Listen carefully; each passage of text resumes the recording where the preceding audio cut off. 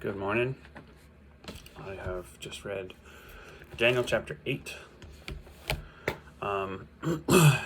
Daniel's given a vision about 2 or so years after what happened in chapter 7.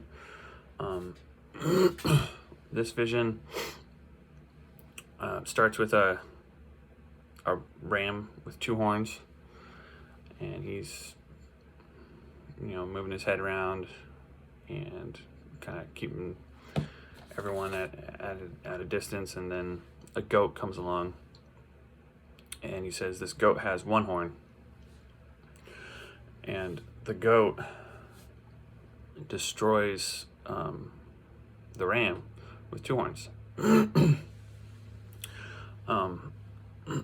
then the 1 horn breaks into 4 horns, and those grow, and then 1 more horn comes along that's smaller than the others, but it waxes strong.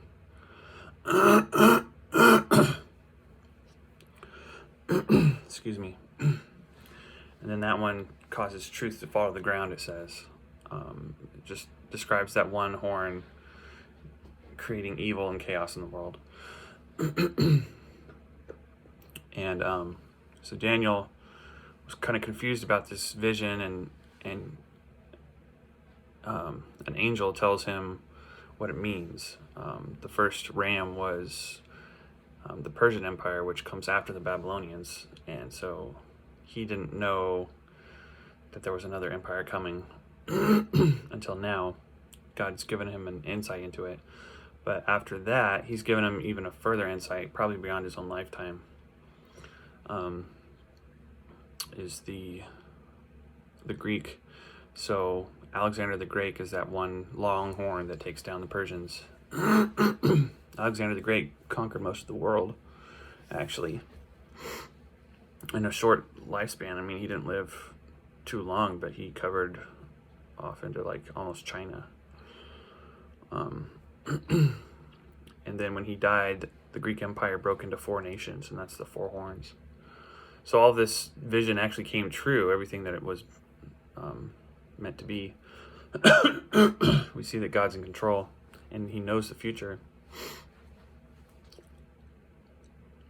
And then there's the last horn, and that's actually Antiochus Epiphanes, who does a lot more damage to the Jewish people than even the exile does.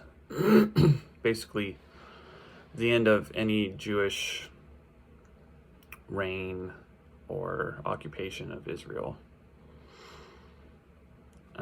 They may want to take it over, but not until 1947 do they take it over, and that's talked about again in the end times prophecies later on, that the Jewish nation will be established again, which it did in 1947, kind of marking the end of days, which is coming pretty soon, and hopefully the Lord comes back real soon. Yeah, this is just a vision of how much God's in control, how he knows everything. We have nothing to worry about, but we do know that the end of time is coming, and we just need to stay strong and keep moving, because there is a God who knows what's going on. We should have security in this, and the fact that he knew exactly what was going to happen for that length of time. He knows what's happening now. We need to trust in him.